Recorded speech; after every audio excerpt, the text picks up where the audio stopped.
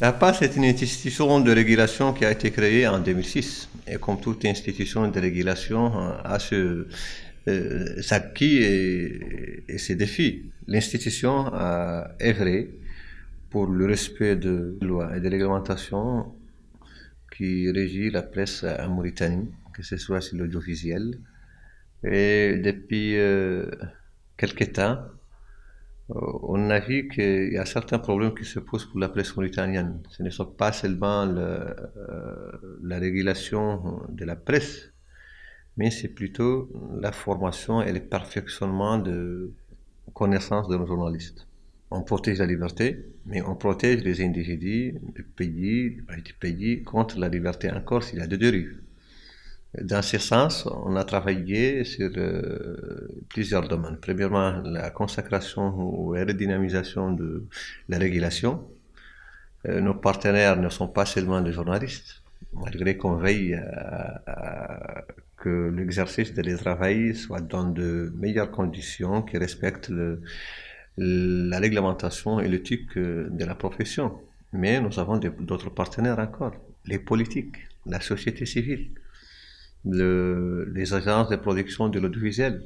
Cet ensemble de partenaires, nous sommes liés avec eux par nos missions d'élargir la liberté et de consacrer le pluralisme. Je vais donner quelques exemples. On a commencé de réunir l'ensemble des associations et des syndicats et des acteurs dans la scène médiatique, mais en plus, les groupes parlementaires de la majorité et de l'opposition, les représentants de la société civile, les représentants des plateformes correspondants de la presse étrangère. Tous ces partenaires constituent de réels partenaires dans lesquels on a des terrains d'entente, de droits de contrôle et de suivi des contenus. Pour les partenaires, par exemple, politiques, c'est de notre devoir de veiller au respect de l'égal accès des politiciens aux médias publics et aux médias privés. En assurant une bonne formation pour les journalistes, ça facilite davantage notre rôle de régulateur.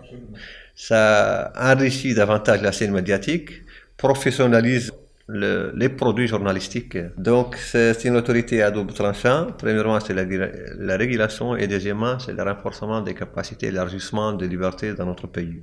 Pour exécuter ces attributions et concrétiser ces ambitions, on a commencé à perfectionner les journalistes en organisant des sessions de formation dans les thématiques qui sont des thématiques trop liées avec leur quotidien professionnel. On a commencé avec une formation sur les fake news, d'autres formations sur le pluralisme et d'autres formations sur la couverture médiatique, enjeux professionnels et éthiques. C'est un ensemble, une série de sessions de formation organisées au profit des journalistes afin de les professionnaliser davantage, afin qu'ils approprient encore les acquis qu'ils ont eus et trouver des solutions pour les problèmes ou les lacunes qu'ils peuvent rencontrer dans leur quotidien. Pour pérenniser cet aspect de respect de liberté et de diversité et de pluralisme dans notre pays, on a lancé plusieurs enquêtes. L'enquête sur le pluralisme, l'enquête sur la scène médiatique, qui va nous permettre, en tant qu'utile, par exemple, de voir on est où dans ces deux cas. Quelle est la situation de la scène médiatique en Mauritanie et deuxièmement, quel est le degré de pluralisme reflété dans les contenus des médias nationaux. Pour ce qui est du fonds de l'aide publique à la presse privée, la HAPA préside la commission. C'est une commission qui est composée de représentants des associations journalistiques, des syndicats, du ministère de la Culture, du ministère de la Finance, mais présidée par un membre de la HAPA. Et selon le résultat que j'ai vu,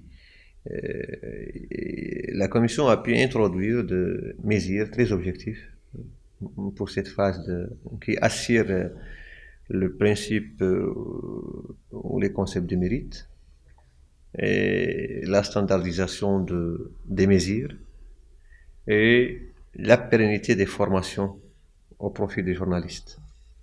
Sur le plan international, la HAPA est un membre à part entière dans plusieurs réseaux, que ce soit les réseaux méditerranéens, les réseaux africains, les réseaux islamiques, des instances de régulation.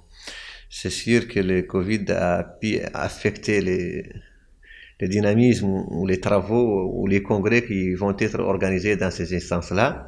On compte beaucoup à développer les relations avec nos instances et être très actifs encore dans ces domaines. Nous avons deux, trois relations avec notre chère institution qui est la HACA du Maroc, HAICA de la Tunisie et les conseils du Sénégal. Et on travaille ensemble dans les instances de régulation méditerranéennes et les institutions de régulation africaines et islamiques.